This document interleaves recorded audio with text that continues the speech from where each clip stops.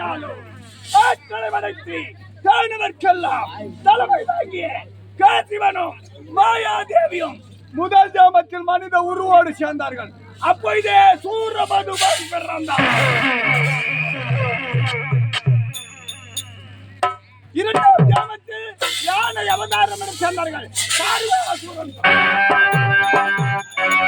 மூன்றாம் ஜாமத்தில் சிங்க அவதாரம் என சேர்ந்தார்கள். சிங்கமுகாசூரன். நான்காம் ஜாமத்தில் மேசம் என்று சொல்லக்கூடிய ஆட்டு உருவெடுத்து சேர்ந்தார்கள். என் அன்பு அத்தை அஜமுகி பிறந்தார். அதன் பிறகு வேதத்தின் மகளாகிய பதுமை கோமலவை சூர பதுமன் மனம் புரிந்து வீர சிங்கம் போல் மனுவன் துண்டக்கேது தலைவன் வீரன் விசித்திரன் இது போன்று 3300 பிள்ளைகளை பெற்றெடுத்தார். அதை அவர் வாங்கி நினைத்து அக்கினி குழியிலே செப்பு துணை நிலை நிறுத்தி சிவனும் சிதற்றுமணி தபத்தை செய்தார்கள். எந்த அண்டருக்கு எப்போது செல்கின்றமோ அப்போது அவர் பூச்சக்கர் தேர் வேண்டும் என்று சதா வீரன் தியானம் பண்ண பிரம்ம பஞ்சாரம் கூட நாங்கள் காலால் விட வேண்டிய வேலைகளை தேவப்பை கரத்தால் செய்ய இந்த தேவனாக கண்டன் கார்குவாடு என்று பயன்படுத்தி வருகிறோம்.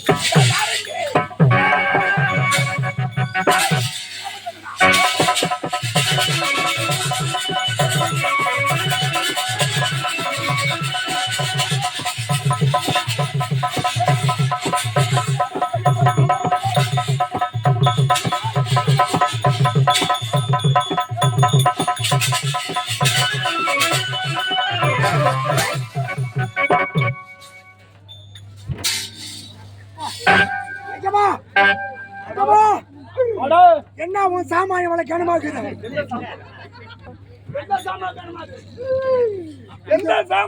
பாட்டு ஏதோ தூக்கி போட்டு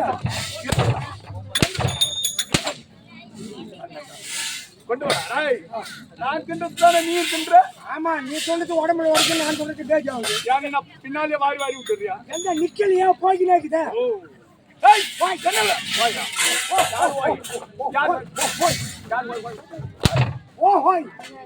என்ன காலத்தாமதம்? நாங்க உங்களை பார்க்கதான் கிளம்புனங்க. வீட்டுல பெரிய போராட்டமாவே போச்சு. என்னடா போராட்டம்? எந்த நேரம் வீட்டுல இருக்கிறவங்க அடிச்சுக்கின்னு புடிச்சுக்கின்னு கடிச்சுக்கின்னு இதே ரோதனை தான். அடிச்சுக்குவாங்க பிடிச்சுவாங்க, இல்ல பிடிச்சுக்கின்னு அடிச்சுடுவாங்க. அது என்ன கடிச்சுக்கின்னு? குழாய்க்கு தண்ணி போயிருக்கிறாங்க, வலுவரை அடிக்கிறாங்க, வலுவில அது பிடிச்சி கடிக்கிறாங்க. அது எப்படி எங்க நடந்தது? என் பொண்டாட்டியும் அண்ணன் பொண்டாட்டியும் குழாய்க்கு தண்ணி பிடிக்க போயிருக்கிறாங்க. தண்ணி பிடிக்கிற இடத்துல என்ன நடக்குதுன்னு தெரியல. என் அண்ணன் பொண்டாட்டி என் பொண்டாட்டி அடிச்சுட்டான். உடனே என் பொண்டாட்டி அவன் கையை பிடிச்சி கடிச்சிட்டான். முடியாதுவா? முடியல. கையை பிடிச்சி கடிச்சிட்டான். ரெண்டு பேரும் ரொம்ப பெரிய சண்டை இருக்குது. நேரா வீட்டுக்கு வந்தாங்க. வந்தவங்க சும்மா இல்ல. இந்த சண்டையை அண்ணன் தம்பி ரெண்டு பேரும் சொல்லாத. என் அண்ணன் பொண்டாட்டி என்ன பண்ண, அவன் சாமான் எடுத்துக்கின்னு அவனை தண்ணி கொடுத்துட்டு போய் சேர்ந்துட்டான். அவன் சாமான் என்ன சாமான்? கல்யாணத்துக்கு எடுத்து சீர் வருது. அண்டா குண்டா லொட்டு லொசுக்கு மொத்தி எடுத்து போட்டான். அண்டா குண்டா வச்சுக்கிறேன். அது லொட்டு லொசுக்கு. அண்டா குண்டா வெளியே எடுத்து வச்சா லொட்டு, வெளியே உள்ள கொண்டு வச்சா லொசுக்கு. சரியான பிறகு அவ போன உடனே என் மண்டாடி சொன்னா இல்ல, முன்ன வந்தவளே விட்டு விட்டு போயிட்டாளே, நம்மையா இருக்கட்டும் சொல்லிட்டு இவ சாமான் எடுத்துன்னு எண்ணெய் கொண்டு தண்ணி கொடுத்து போயிட்டான். போய் சேர்ந்துட்டான். அப்படியே மாச கணக்காச்சு. அவங்க வேலையை பார்த்துருந்தான். ஒரு நாள் வேலைக்கு போனமே, சாப்பாடு பண்ணி முண்டாட்டி கேட்டேன். கேட்ட உடனே ஒரு அறுகட்ட கம்யூனிட்டி உன்னா புத்தி இருக்குதா, நீ வயிற்றுக்கு நேரம் தோன்ற ஜென்மமாடா, எனவே சேர்த்து போயிடா, முகத்துல முடிச்சா சேர்ந்து போடா. எங்க வந்து எங்க கை காட்டி இல்ல பொண்டாட்டி என்ன கேக்குறா? பொண்டாட்டி உன்ன கேக்குறா? கை பவன் எங்க வந்து கேட்டு என் பொண்டாட்டி என்ன கேட்டா, ஏண்டி கேக்குற இது மாதிரி அசிங்கமா திட்டியான்னு கேட்டேன். எந்த நேரம் தீனி தீனின்னு அலையிறிய, என்ன பண்றது, கஷ்டப்பட முடியல, ஒப்ப சம்பாரிச்ச சொத்து இருக்குதா, அத போய் பங்கோட கம்யூனிட்டி.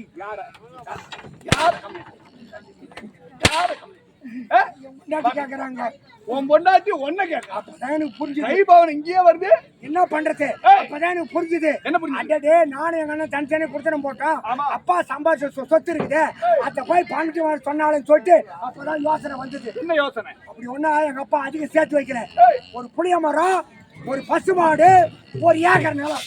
இவ்வளவுதான் இருக்க வேண்டிய சொத்து. இதுதான் இருக்குது. இதுக்காக அடிச்சுன்னு பொருள்றீங்க.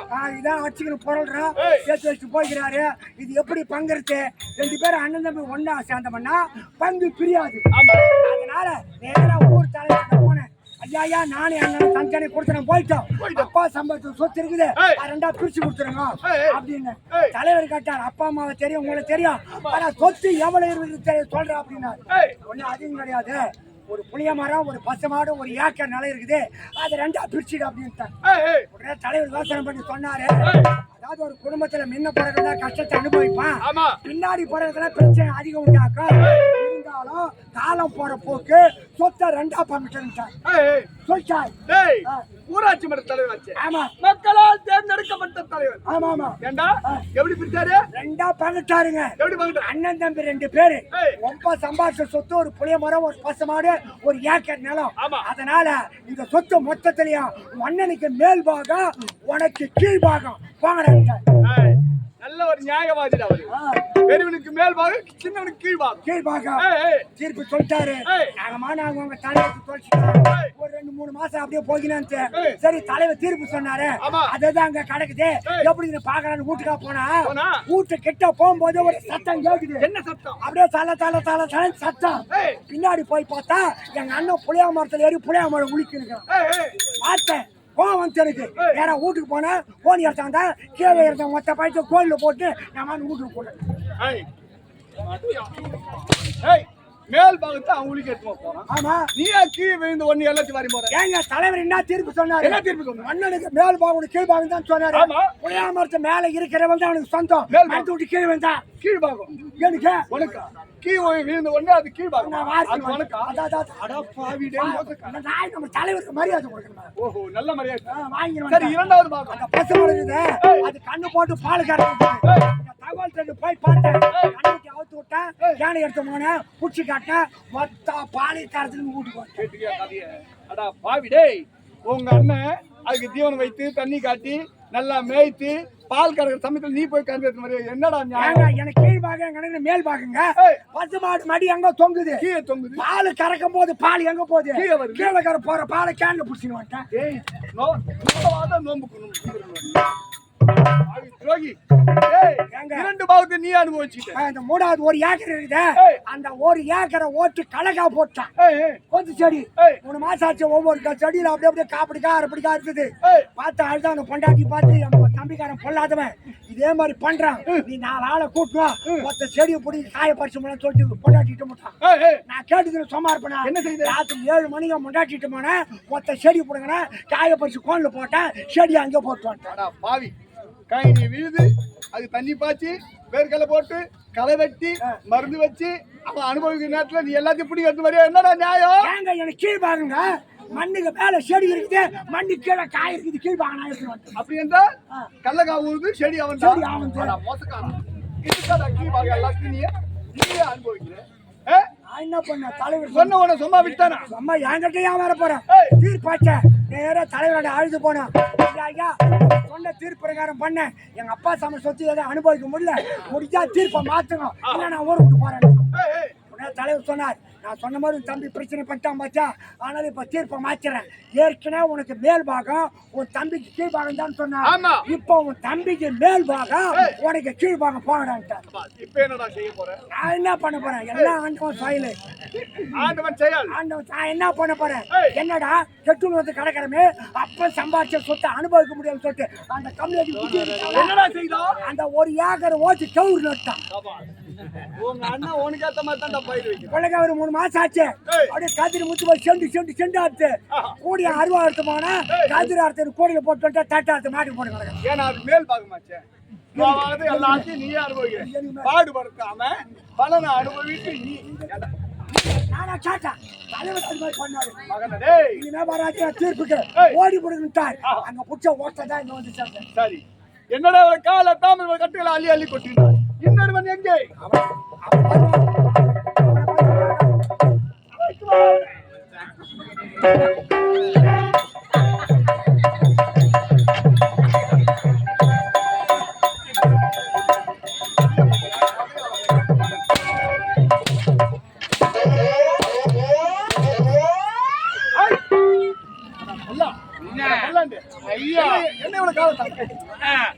நான் ஒரே ஒரு ஆளு இந்த அரண்மனையில நான் வேலை செஞ்சுங்கிறேன். எதுக்கு மேல லாய் கிடையாது தெரியுமா? உனக்கு தானே கேட்டாங்க, நீ தானே பதில் சொன்னா. பார்த்தா உனக்கு எனக்கு சம்மதம் இருக்குது. நீ ஒரு வேலைக்காரன், நான் ஒரு வேலை மரியாதை கட்டு போட தெரியுமா? மிச்சம் இல்லடா, மூஞ்சி மேல நாக்கு போட்டு பேசுறா. பல்லு மேல நாக்கு போட்டு இப்ப ஒண்ணு ஓட்டாண்டு என்னடா மிச்சம்? கூட்ட நீ பதில் சொல்ற. என்ன மாதிரி அடிங்க மேலே என்ன மாதிரி பதில் சொல்ற?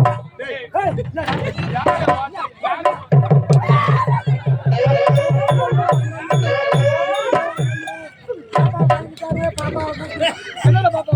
எந்த பாப்பா? கண்ணு யாடா வாயில கட்டுங்க. டேய் அவன் எப்ப வந்து ஓட்டா பொம்மான்னு சொன்னா சும்மா இருப்பானா? இடமா கட்டுங்க. நான் தொப்பா தான் இருக்கிறேன். அது மாதிரி யார் கேட்கிறேன்? வாட்டா இருக்கு போறேன். பாருங்க. மிச்சம் எவ்வளவு மிஞ்சாது? மக்கள வய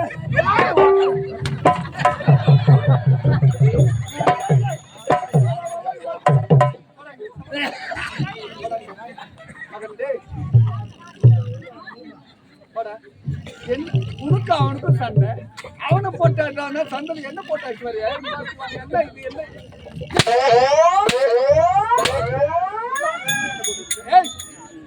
ஓத்தா என்ன ஓத்தா என்ன ஆத்துட்டேன் பாரு. அது போச்சா? அது எப்படி ஓட்டானா ஒண்ணு உங்க அம்மானு ஒண்ணா? ஓட்டானா என்னடா மச்சான்னு கேக்குறது. உங்க அம்மானா எங்க போய் வர சொல்றான். நீயே எடுத்துக்கிட்டா? ஓட்டை என்ன அட மக்கள என்ன பறிக்கிறீங்க? பாருங்க. நீயே பாரு, நான் எவ்வளவு கொக்கணுமோ அவ்வளவு கொத்துக்கிட்டாங்க. என்னடா குடிச்சேன் அங்க இல்ல. நான் சாதாரணமான ஆளு கிடையாது. பழைய வண்ணாரப்பேட்டை பொட்ட ரவுடி தான் நானு. வண்ணாரப்பேட்டை பேட்டை ரவுடி சொல்றேன். நான் பொட்ட ரவுடிங்க. தார்மாரா பேசுறான், அவனை அடிக்கிறான். என்ன வாய தரணும்? வாயால கூட வாய் மூடு. என்ன விட கால தவறா? நான் அரண்மனையில வேலை செஞ்சேன். அதான் சொல்லிச்சுனாங்க. இவனுக்கு என்ன ஒன்னே போடுவேன்.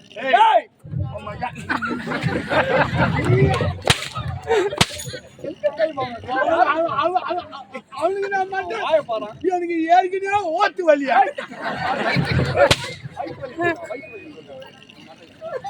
அவனுக்கு பண்ணிட்டு வர எனக்கு பண்ணி வர மாட்டேன். இது எப்பேற்பட்ட மட்டனா? தமிழ்நாடு.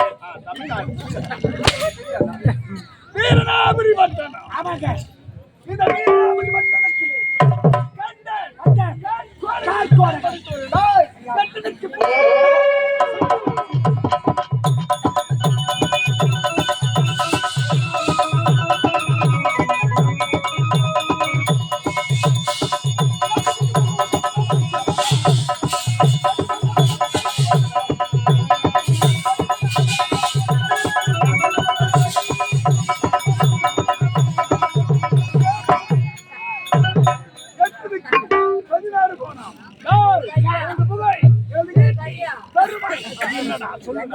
பொடி கட்டி பறக்குதுங்க. நீங்க சாதாரண ஆளா? நீங்க பாய்வதில்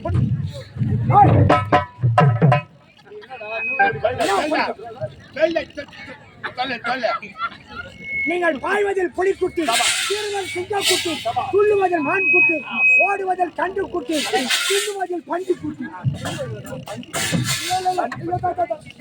அப்பா நினைக்காதீங்க.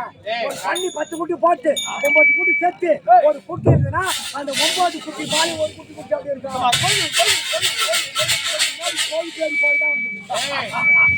ஐயா எப்படியா பாட்டு வர சொல்லுடா. அத ஓடுத சிங்கம், அந்த சிங்கத்து வாயிலையும் இவர்தான், அந்த யானை வாயிலையும் இவர்தான், அந்த பூனை வாயிலையும் இவர்தான், என் குஞ்சு வாயிலையும் இவர்தான். அந்த கோழி போட்ட முட்டை, அந்த முட்டையில இருந்து வந்த கோழி குஞ்சு, அது கூட உங்க பேர் சொல்லுது. விளக்கமா சொல்லு, விளக்கமா சொல்லு. அந்த சிவனிங்க மாலி சிரித்து பேச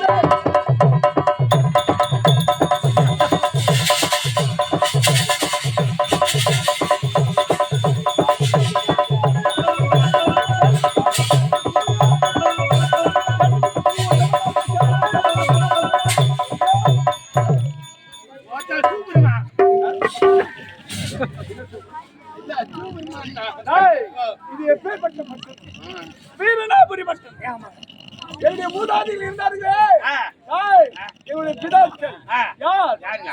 சூரபதமா, ஆ. தாரகாசுரன், சிங்கமுகன், ஏய், எப்பேற்பட்ட அரக்கர்களாம் இவர்கள். ஆமாங்க அவங்க இவர்களால் யாரால் அழிக்கப்பட்டவர்கள்? யாரால? அன்று ஒரு நாள் தாய் கொடுத்த சக்தி மேல வைத்து அந்த ஆண்டி பையன் முருகன் இருக்கின்றான். அவன் அல்லவா அழித்து விட்டான். அவனுக்காக பரிந்து எத்தனையோ அரக்கர்கள் மாறி மாறி மாறி மாறி சமர்ப்பித்தோம். ஏய், ஒரு வாழைக்கன்று வெட்டினால் எப்படி மற்றொரு வாழைக்கன்று துளிர்த்து வருகின்றதோ அதுபோன்று ஒருவர் பின்னே ஒருவர் பின்னே ஒருவர் நாங்கள் உதித்துக் கொண்டே வருகிறோம். இந்த வீரநாபுரி வட்டாரத்திலே கண்டன் கார்போடன் புறப்பட்டோம். அந்த முருகனோடு சமர் செய்தோம். நாங்கள் இருவரும் அண்ணன் தம்பிகள் மாறி மாறி மாறி மாறி சமர் செய்தோம். அவங்க வெட்ட அவங்க மாறி மாறி மாறி மாறி மாறினா மொள்ள சோம்பேறிய மொள்ள மாதிரியா கேப் மாதிரியா? டேய், நாங்கள் இருவரும் அந்த முருகனோடு இருவரும் மாறி மாறி சமர் செய்தோம். அவன் வைத்திருக்கக்கூடிய வேலாயத்துக்கு ஈடு கொடுக்க முடியாமல் சூரியன் உதயுகின்றது. கிழக்கு திசையை நோக்கி நான் ஓடினேன் ஓடினேன் ஓடினேன். ஆயிரம் சமுத்திரத்திலே ஒரு பனை மரமாக பதுங்கினேன். நீங்க பணமரமா பாத்தீங்க. என்னுடைய அன்பு தம்பியோ கார்கோடனோ மேற்கு திசையை நோக்கி ஓடினான் ஓடினான் ஓடினான். ஓடிக்கொண்டு ஆழியன் சமத்திற்கு ஒரு பனை மரமாக பதுங்கினான். ஏய், பகலெல்லாம் நாங்கள் பதுங்கி இருப்பது, இரவு நேரத்தில் ஒன்று கூடுவது. இன்றைய நாளை இரவு நேரம், இந்த இரவு நேரத்தில் நாங்கள் ஒன்று கூடிவிட்டோம். தாய், அந்த முருகனை பழி வாங்க வேண்டும். என்னுடைய அன்பு தம்பிக்கு குரல் கொடுத்து இருக்கின்றேன். தாய், எதிர்கொண்டு சீக்கிரம் அழைத்து வா.